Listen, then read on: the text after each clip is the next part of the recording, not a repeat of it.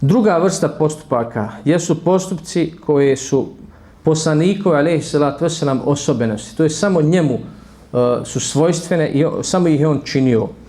Znači postoje postupci koji su samo poslaniku alejhi salatu vesselam bili zabranjeni, recimo. Samo su bili njemu haram, ostalim ljudima bili su dozvoljeni.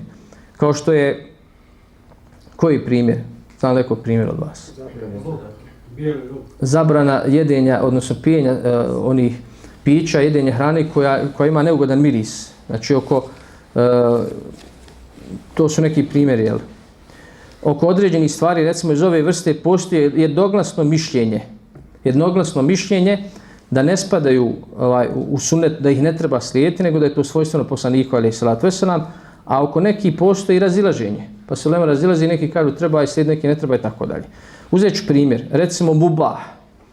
Stvari koje su bile dozvoljene samo poslaniku alejhi salatu vesselam je brak sa više od 4 žene, to je prvi primjer, brak bez mehra, bez vjenčanog dara i brak sa ženom koja sama sebe pokloni poslaniku alejhi salatu vesselam.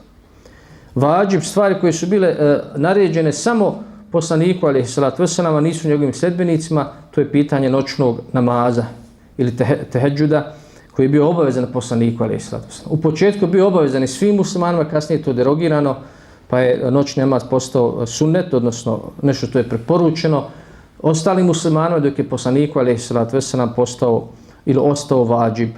Haram. Haram, rekli smo, sljedeći primjer koji smo spomenuli, jeste jedenje onoga što ima neugodan miris. To je poslaniku alejhi salatu vesselam bilo zabranjeno. I sadaka, primanje sadake ili jedenje od onoga što je poklonjeno kao sadaka.